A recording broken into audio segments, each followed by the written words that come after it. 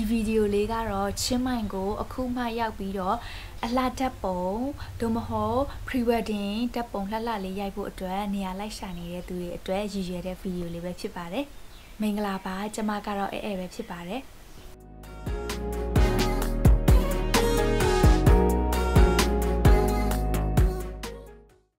အရှိက1 Niman vlog လေးထဲမှာ pre-wedding အကြောင်း mention လုပ်ထားတာလေးရှိခဲ့ပါတယ်အဲအကြောင်းမလို့ဒီဗီဒီယိုလေးထဲမှာတော့အဲတို့ pre-wedding သွားရိုက်တုံးက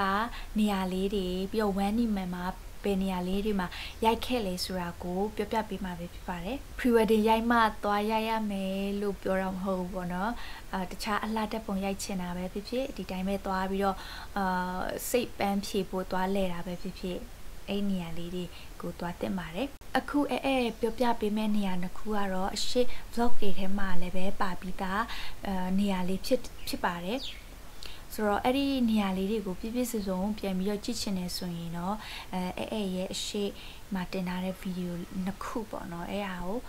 ဒီအောက်မှာ link လေးလုပ်ပေးထားပါမယ်အဲ့ဒါလေးကိုပြန်ကြည့်လို့ရပါတယ်ဒီပထမဦးဆုံးပုံကတော့1 Niman ရဲ့ main building ထဲမှာရိုက်ထားတာလေးဖြစ်ပါတယ်ဒီပုံထဲမှာဆိုရင်တော့အဆောက်အဦနဲ့လူနဲ့ပဲတွေ့ရမယ်ပေါ့နော်ဒါပေမဲ့တကယ်တမ်းမှာအနောက်မှာ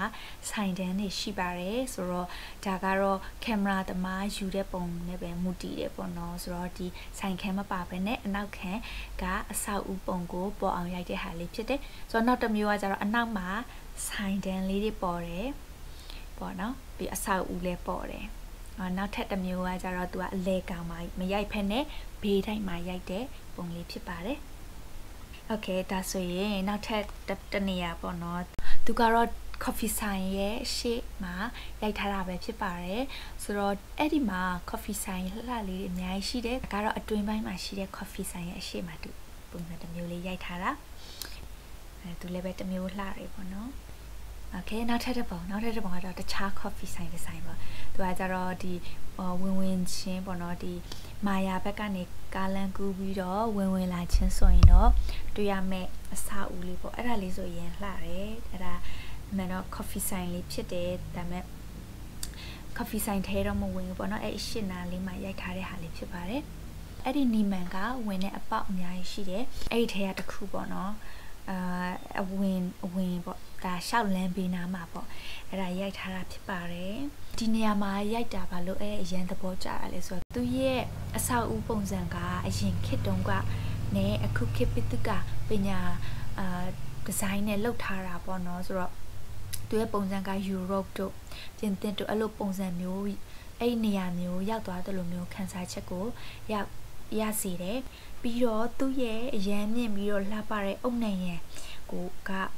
တကယ်ကိုဆွဲဆောင်မှုတစ်ခုဖြစ်တယ်ပေါ့နော်ဆိုတော့ဒီတိုင်းကြည့်လိုက်လည်းပဲအရန်လှတယ်ပုံထဲမှာဆိုရင်လည်းပဲတကယ်ကို romantic ဆန်ပြီးတော့ဘယ်လိုမျိုး royal ဆန်ပေါ့အဲ့လိုပုံစံမျိုးတော့မှခံစားရတယ်ပေါ့နော်ဆိုတော့နောက်ထပ်တစ်ပုံလေးသွားပါမယ်အဲ့ဒါကကြတော့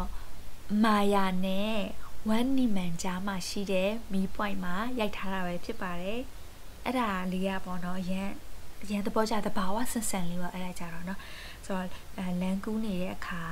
ရိုက်တာလေးပေါ့အဲ့ဒါအရန်သဘောကျတယ်သဘာဝဆန်လေးပေါ့เนาะဆိုတော့မာယာကိုနောက်ခံထားပြီးတော့ရိုက်မလားမဟုတ်ရင်1 Niman ဘက်ကိုနောက်ခံထားပြီးရိုက်မလားအရန်လှပါတယ်နောက်ထပ်တစ်နေရာကတော့ဒီနေရာလေးပေါ့နော်ဟွိုင်းတုံထောင်းပေါ့သူကကြတော့ရေလောင်ကန်ပေါ့နော်ဆိုတော့အဲ့ရေလောင်ကန်ထဲမှာကြတော့တိုးချန်လေးရှိတယ်ပြီးရင်ရေလောင်ကန်ဆိုတဲ့အတိုင်းရေကန်အစားအသောက်ပေါ့နော်ပြီးရင်မြက်ခင်းစိမ့်လေးနဲ့အရင်လှတဲ့နေရာလေးပေါ့နော်ဆိုတော့အဲ့ဒီမှာရိုက်ခဲ့တဲ့ပုံလေးတွေကိုပြပေးပါမယ်ဒီပုံလေးကကြတော့တိုးလေးနဲ့ရိုက်ထားတာဖြစ်ပါတယ်တရိတ်ဆန်လေးတွေအရင်ချစ်တဲ့သူတွေအတွက်ဆိုရင်တော့ကောင်းတယ်ပေါ့နော်ဆိုတော့ကဒီနေရာလေးကိုအရင်သဘောကျတယ်ဆိုတော့တိုးလေးနဲ့တွဲပြီးရိုက်ချင်တယ်ဆိုရင်သူတို့ကိုအစာကျွေးရတယ်ပေါ့နော်သူကအစာရှင်းတော့သူတို့လာတယ်ဆိုတော့အဲ့နေရာလေးပြီးတော့တိုးချန်ပတ်လေးပေါ့နော်ဒီပုံလေးဆိုရင်တိုးချန်ရဲ့ဘီနာလေးမှာရိုက်ထားတာဖြစ်တယ်ဆိုတော့အနောက်ခံကကြတော့အဲ့ဒီwindmill လေးကိုနောက်ခံထားပြီးတော့ရိုက်ထားတာလေးဖြစ်ပါတယ်ဒါဆိုရင်အရင်ကြိုက်ဆုံးတဲ့ပုံလေးတစ်ပုံပေါ့နော်ဆိုတော့အခုပြထားတဲ့ပုံလေးကြတော့ရန်ကြိုက်တဲ့ပုံလေးထဲကရွေးထားတာဖြစ်ပါတယ် ပြီးသွားလို့ရှိရင်နောက်တစ်ခုပေါ့နော်ဒါတော့တကယ်တိုးချန်နဲ့တောင်တန်းလေးကိုနောက်ခံထားတဲ့ပုံလေးဖြစ်ပါတယ်အဲ့ဒီနေရာရဲ့အားသက်ချက်ကကျတော့တိုးလေးနဲ့ရိုက်ချင်တယ်ဆိုရိုက်လို့ရတယ်ပြီးတော့တောင်တန်းတွေကိုနောက်ခံထားပြီးတော့ရိုက်ချင်လားရတယ်ပြီးတော့အရင်လှတယ်ပြီးတော့လို့ရှိရင်နောက်တစ်ခုကကျတော့ရေကန်ပေါ့နော်ဆိုတော့ရေကန်လေးကိုနောက်ခံထားပြီးတော့ရိုက်ချင်လဲရိုက်လို့ရတယ်အဲ့လိုဒီဟာကရေကန်ကိုနောက်ခံထားပြီးတော့ရိုက်ထားတာဆိုတော့အဲ့တော့ရေကန်ရောတောင်တန်းရောတခါတည်းပေါ့အောင်နောက်ခံထားတဲ့နေရာလေးမလို့ပေါ့နော်တချို့နေရာရေကန်ရဲ့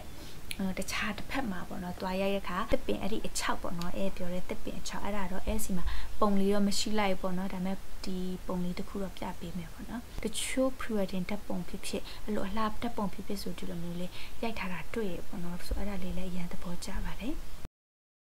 ဗီဒီယိုလေးကတော့ဒီလောက်ပါပဲရှင်အဲ့ရဲ့ဗီဒီယိုကိုအဆုံးထိကြည့်ရှုပေးတဲ့သူရောက်ချင်းစီတိုင်းကိုကျေးဇူးအများကြီးတင်ပါတယ်